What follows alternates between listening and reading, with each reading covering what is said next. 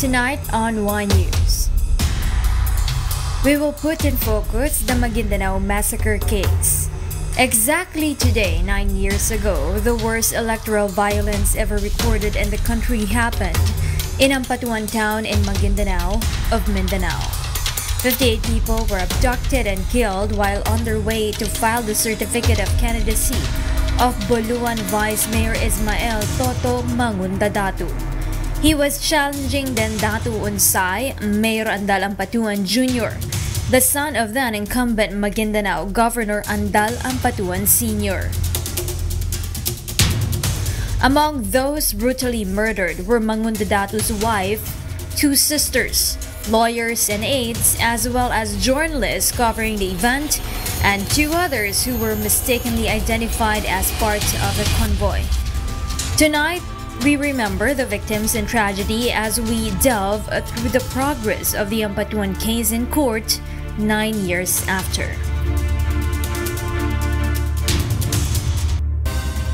Good evening.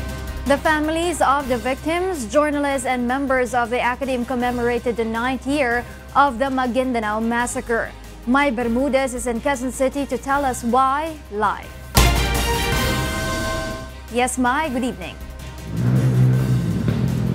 Good evening, Rheena. Justice remains elusive. This message reverberates not just from families of Maguindanao massacre victims, but also from journalists who now united to call for the conviction of the Ampatuan clan, the men behind the bloody Maguindanao massacre. It seems that time cannot heal the wounds of the past, especially for the victims of the Maguindanao massacre. And now, the victims' families still cry for justice for the gruesome crime. And after more than 3,000 days of waiting for conviction, Nanay Juliet, mother of slain UNTV video editor Julito Evardo, has one prayer. Naka-recover na kami sa awat tulong ng Panginoon. Recover na kami. Pero pag ganitong mga sitwasyon na anniversary na naman, hindi namin mapigilan ba na mapaiyak kami. Kasi maalala namin yung klase ng kamatayan na hindi talaga makatao. And she has this call for President Rodrigo Duterte. Na isang pagkakataon, mayroong Pangulong Duterte na makapagbibigay sa amin ng hustisya at matala sa mga isipan ng mga kabataan, lalo na sa mga anak namin na may pagbabago talaga. While majority of the victims are media men, journalists who commemorated the incident say they will never lose their voice to shout for this cause. Katuwang ng UNTV, ang National Union of Journalists of the Philippines, at iba pang mga media organization na masugid na sumusubaybay sa korte na ito. Kaming mga nasa liderato ng NUJP ay uma-attend kahit na napakalayo ng venue ng paglilitis. Sa Camp Bagundiwa sa Taguig ay pinupuntahan namin. Victims also ask for compensation which the state needs to provide under the law. Ngayon po kasi meron tayong claims board. Hanggang 10,000 lang po maibibigay. Hindi naman po sapat ang 10,000 sa mga biktima ng ganitong karahasan. Rheena, earlier, the National Union of Journalists of the Philippines, or NUJP, and several members of the Academe conducted a candle lighting activity. They say it's their symbolic move to end impunity and their way to have this case closed. Rheena? Thank you so much, Mai Bermudez, reporting live from Quezon City. Tonight, we are joined here live at the studio by Attorney Gilbert Andres, the Assistant Executive Director of the Human Rights Advocacy Group Center Law, or Center for International Law, and one of the legal counsels of the families of the Maguindanao massacre victims. Hi, Attorney. Good evening. Welcome to Y News. Of course, for those who were not aware of what happened 9 years ago, can you please transpire to us what really happened on November 23 of 2009? How many victims were killed? So there were 58 victims, including 32 journalists who were killed in Sitio Masalay, Barangay Salman, Ampatuan Town, Maguindanao. So it happened in the morning of November 23, which was Monday. fact, I have a very vivid recollection of where I was at that time. I was in our law office in Makati, and we just received this report that indeed journalists were being killed there in Maguindanao. So it was a very surreal feeling. And apparently, part of the convoy were two motorists who were mistakenly identified as part of the convoy, but they were actually witnesses. So who were the first one who stood out as witnesses and pointed out and pinned down the Ampatuans regarding this case? Actually, during the hearing in January 2010, the first witness that was presented was then NBI director. It was an NBI investigator, and Ricardo Diaz, because the strategy of the prosecution really is to present the investigator who will give a forest view of what happened on November 23, 2009. What were the strongest evidences collected on the witnesses? Well, it's really difficult to say that it's the strongest. The prosecution wants to think that every piece of evidence is good evidence for the prosecution. I think the fact that we have witnesses who were actually there during the planning. So we had witnesses who were there during the planning and even during the November 23 incident. In one of your interviews before, you mentioned that there are about 197 suspects, if I'm not mistaken, and 70 are still at large. Do we know the identities of the 70 other suspects? In fact, these are known since the accused are really named in the information. So it's still a big question where they are right now. But the point is that the Philippine National Police, as well as the Department of Interior and Local Government, should exert every effort to arrest all the remaining accused who are still at large. So, regarding the accused ones, what were the main defense that they presented, and how many have been accused at the moment? Well, I think some of the defenses were alibi, some of the defenses were denials. And as of now, there are actually about 115 who were arrested and arraigned, meaning to say they actually participated in the trial. So, meaning to say there are still about 80 plus who are at large. Actually, there was one report before that one of the political advisor of Gloria Macapagal Arroyo during that time mentioned that his name was Gabriel Claudio. He mentioned that they had this agreement in principle saying that no Mangandodatu should run against the Ampatuans. But because he filed the certificate of candidacy, do you think that this triggered the Ampatuans to commit such crime? Do you think that this was the trigger? Well, I think it was a trigger, but I think the greater point is that it's irrelevant, really, because anyone who wants to file a certificate of candidacy should be able to do so. And the fact that there were actually 32 journalists who were killed in one swoop really sends a very dangerous message that there's a sense of impunity in our country and that life is cheap. And that's really a gross violation of the right to life as well as the right to freedom of expression of our journalists. How many witnesses do we have right now as of the moment who've presented their evidences? The prosecution presented about 166 witnesses to prove the information. Okay, but they mentioned that because we have a large number of witnesses already, this might take about 100 or 200 years. What's your take on this one? Well, actually, there was already a formal offer of evidence filed by the accused Andal Ampatuan Jr. last November 5, and in fact, the prosecution already filed its comment this week to that formal offer. So meaning to say, as for those who were already arrested and arraigned, they have already presented their evidence and the prosecution already presented its evidence against this arraigned accused. Now there's only one remaining accused who's presenting, wherein the prosecution is still presenting its evidence against this one accused who's currently detained.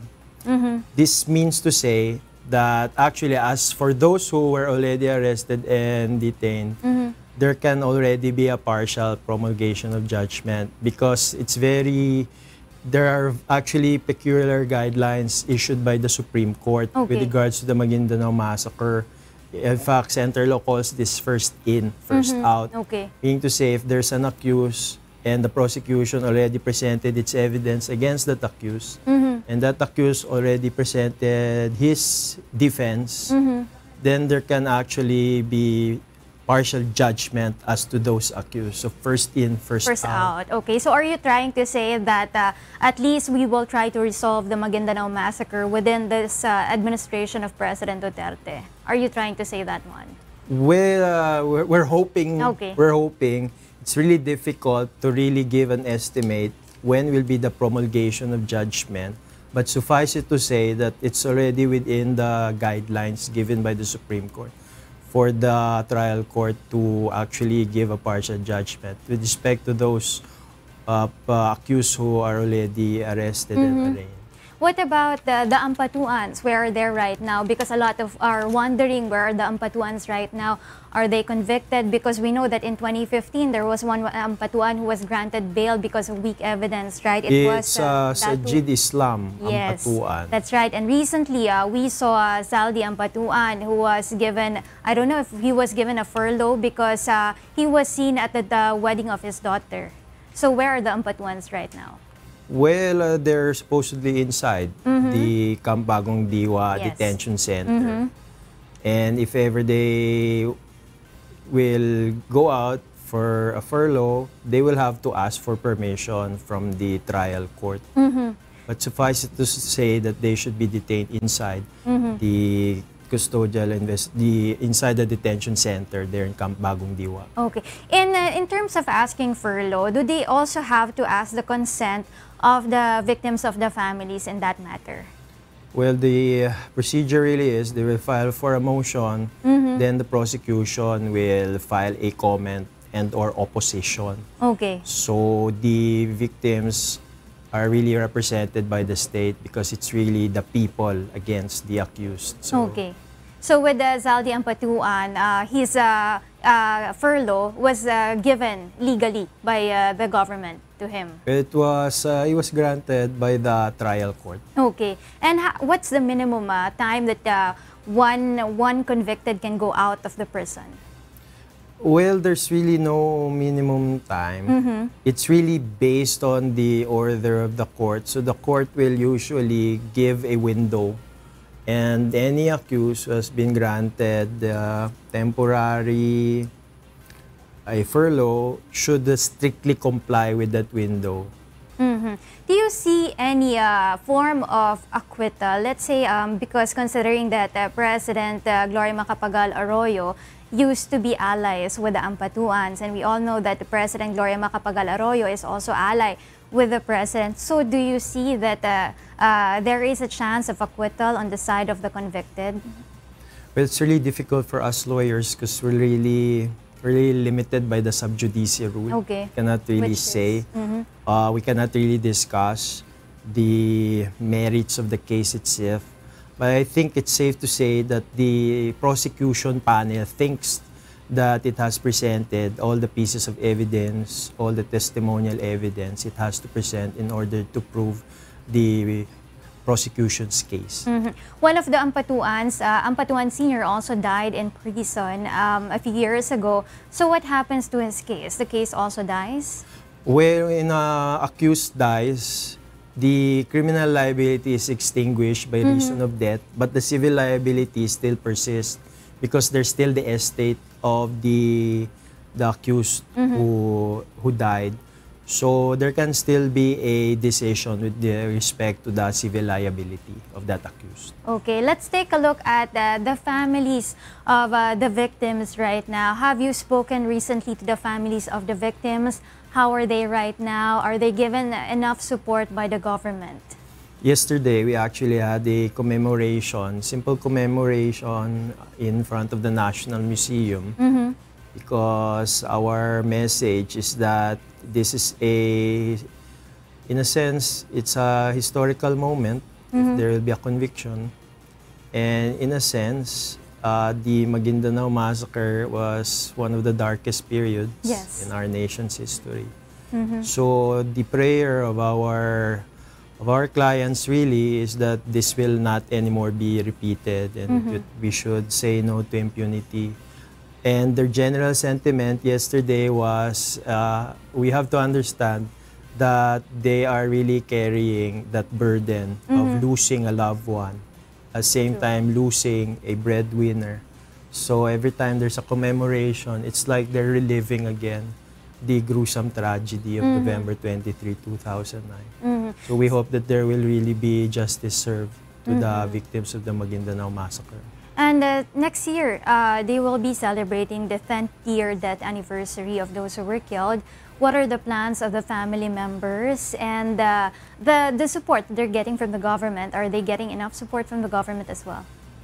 In fact, if I may, I will really ask them, they would rather not have a 10th year commemoration because they'd rather have that there will be a decision, a promulgation of judgment as for those accused who were already arrested and arraigned.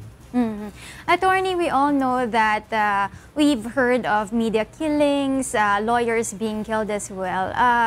Do you see any hand in the government when it comes to protecting the media from all these killings right now? Is there such a law to protect the journalists, the lawyers as well? Because, of course, you're not obligated with the clients that you choose to represent. And many of the media people are also scared to write and report things that they've researched about because of the media killings and the killings that have been happening. So do you see any hand in the government right now that there will be such a protection on this kind of professions?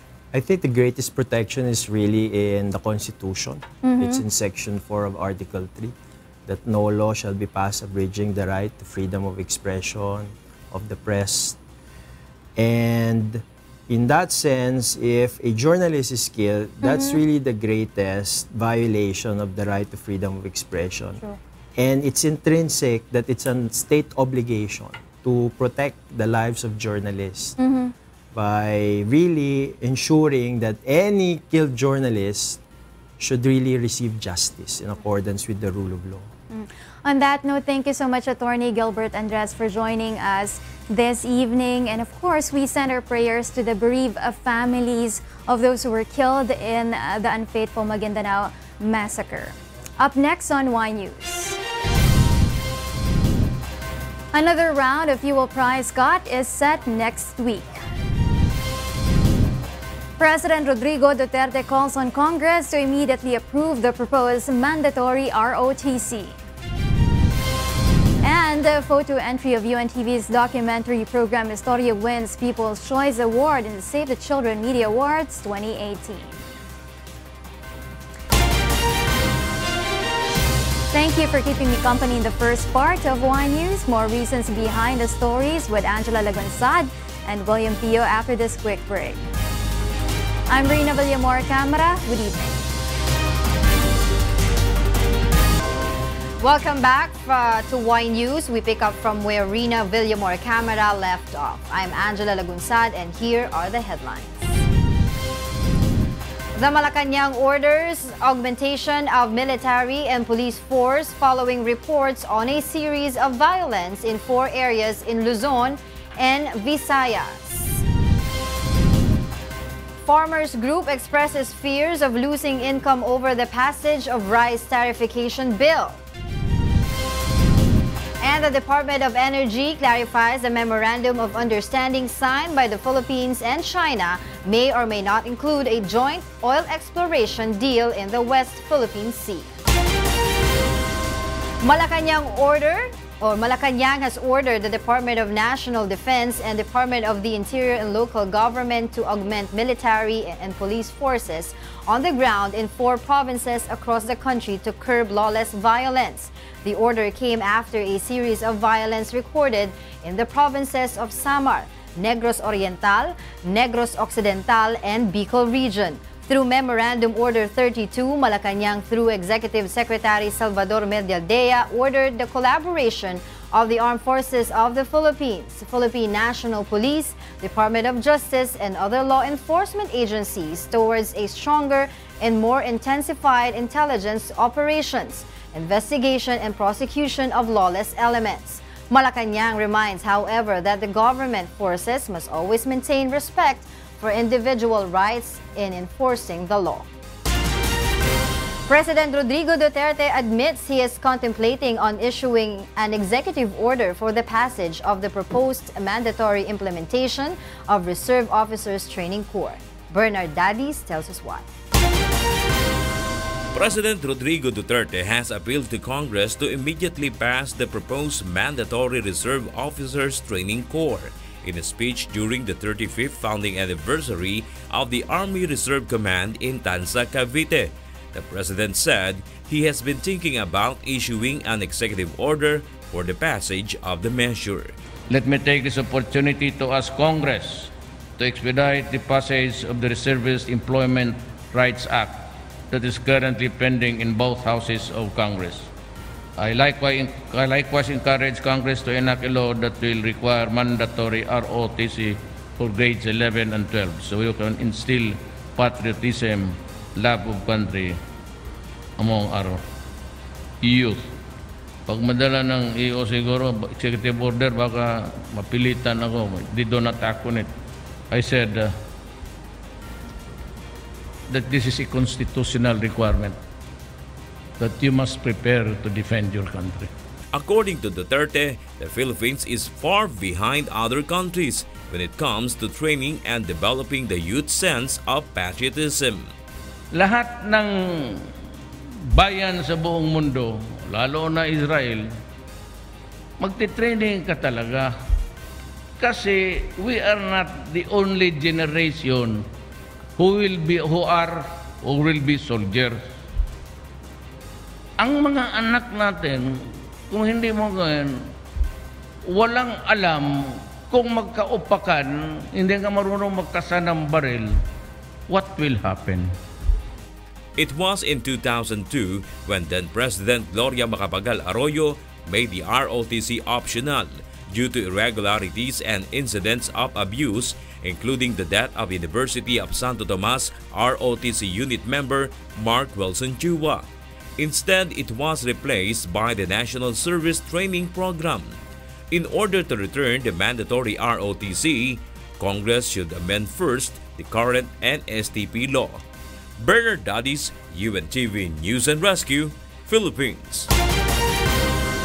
Senate Committee on Agriculture and Food Chairperson Cynthia Villar allays the fears of farmers that the rice tariffication bill recently approved by the Bicameral Conference Committee will affect their income and livelihood.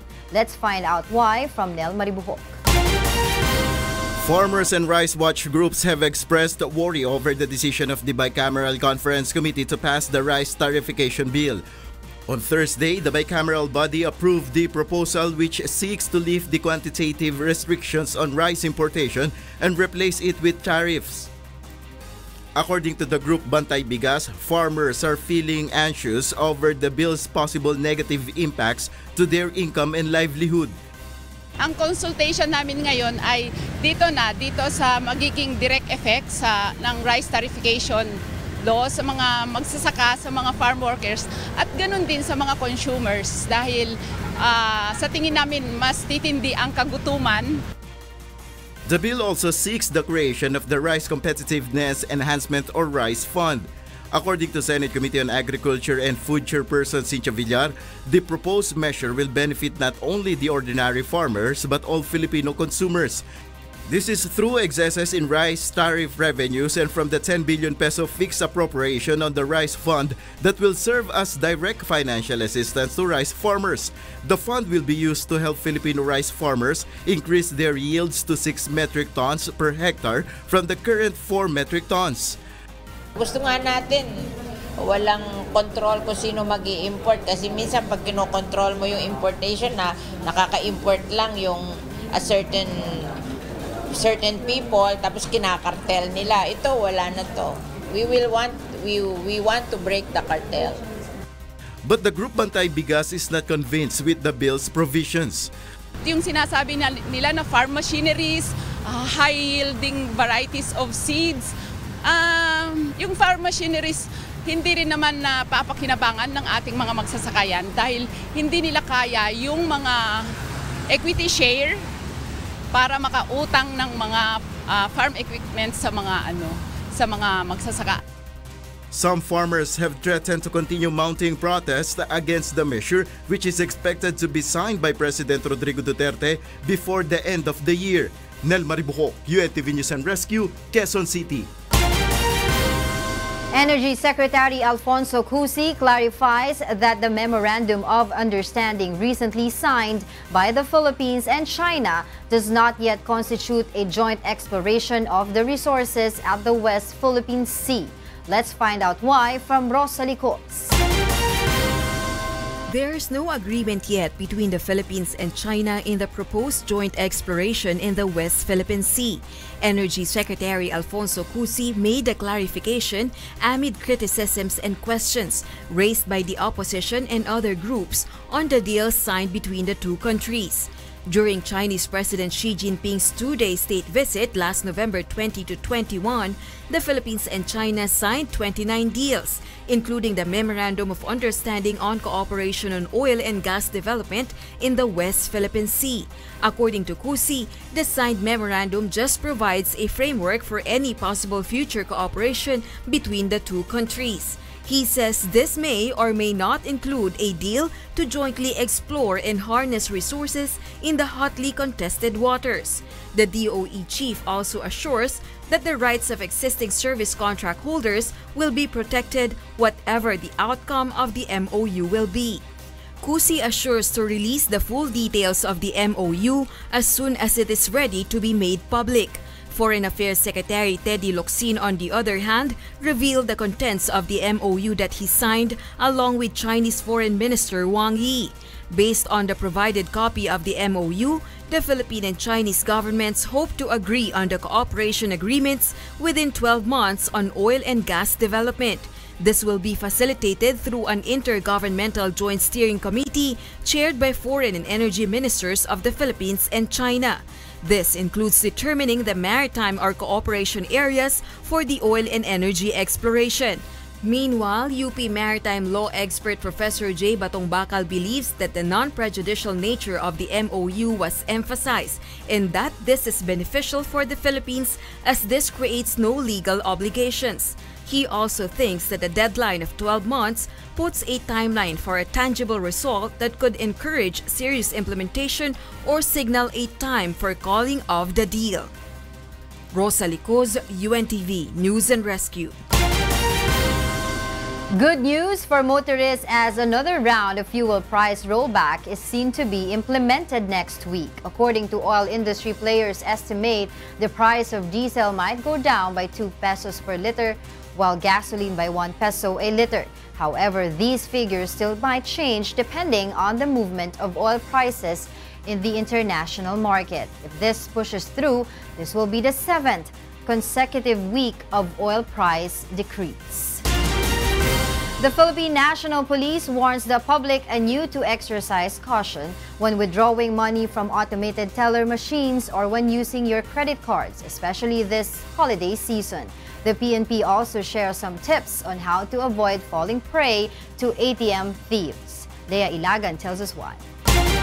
Automated teller machines or ATMs are under siege more than ever from skimming. ATM skimming, according to the Philippine National Police, is a method used by thieves to steal your PIN and account number through remote devices.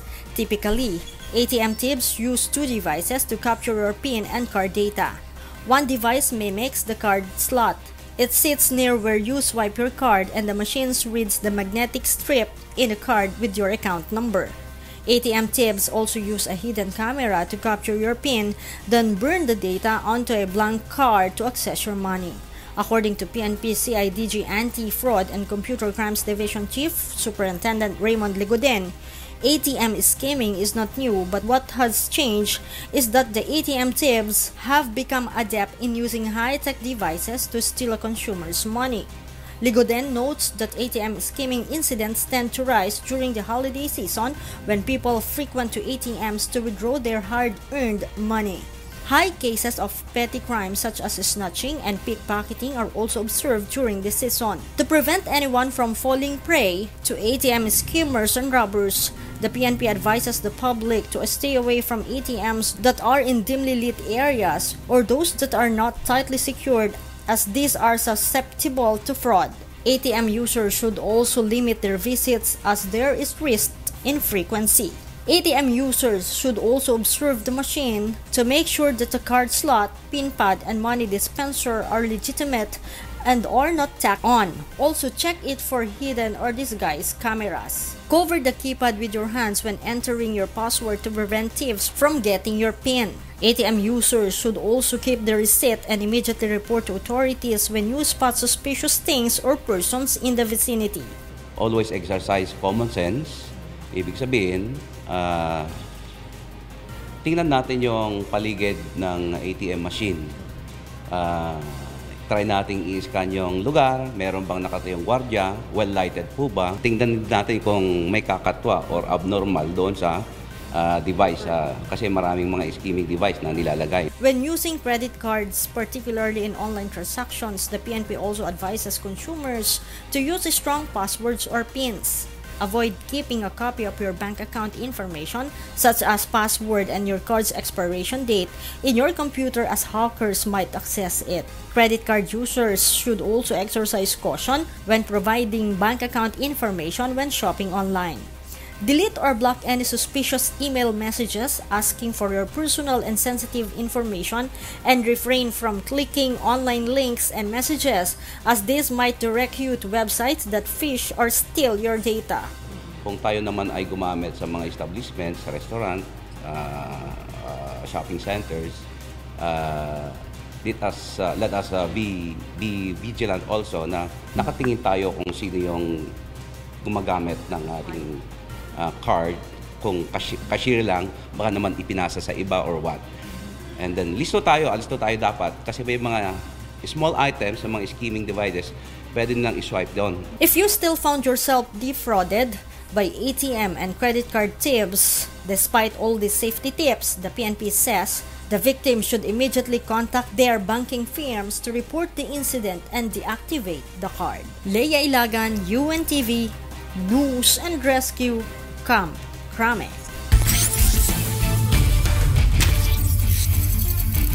Malacanang PSC Camao and PITC Global Traders hope to clinch another win on Sunday in the ongoing UNTV Cup Season 7 elimination rounds. The Judiciary Magis meanwhile sees their upcoming match with the PNP responders a must-win situation. Bernard Dadis tells us why. Malacanang PSC Camao ups its ante as it sets the battle with the UNTV Cup Season 6 champion Senate defenders on Sunday. The clash between the Malacanang and Senate will headline the UNTV Cup Season 7's triple-header game to be held at the Pasig City Sports Center.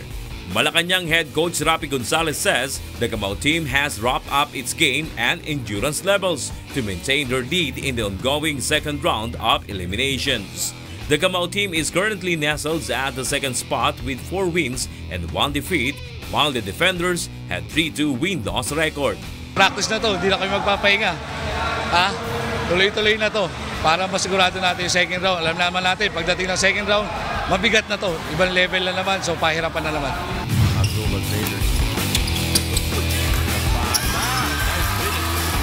They'll pop up from their latest victory. Rookie team PITC Global Traders will gun for a 4th win when they face off with the DA Foodmasters on Sunday.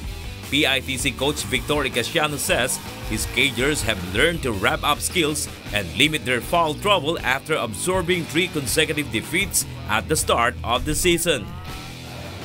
Actually, hindi. Nahirapan kami kasi maraming key players was in foul trouble. Nahirapan ako sa rotation namin. But still, we won the game. The PITC, however, will have their hands full with Saudi Ariluvit's Foodmasters, who are determined to bounce back from their 2 successive defeats. Alam namin na pabigat yung mga makalaban namin. Marami kaming gagawin as a team. Hopefully na makumpleto kami sa practice. Struggling judiciary Magis, meanwhile, is squaring its shoulders as it considers its next hardcourt battle a must-win situation. Magis will go against the PNP responders in the second game at 3:30 p.m. The judiciary has been languishing at the bottom of the standings after winning only 2 of their recent games, while the PNP holds a 4-2 win-loss record. Kailangan namin mag-double effort na kasi isang talo na lang malamang hindi namin makapasok sa quarterfinals. Kaya siguro hard practice, darating ng practice namin. Sabi ko sa mga teammates ko, walang susuko. Maging composed lang tayo, alam natin defensive schemes natin, sigurado maganda kakalabasan. Bernard Dadis, UNTV News and Rescue, Philippines. Up next on Y News. Turkish man goes viral after allegedly threatening and trying to overrun a Makati traffic law enforcer. Global carbon dioxide levels in the atmosphere hit a new record in 2017, according to a United Nations report. And bamboo house for slums designed by a Filipino wins top prize in Future Cities competition in Thailand. And those are the reasons behind the stories in the second part of our newscast. My News returns with William Thio. I'm Angela Lagunsad. Good evening.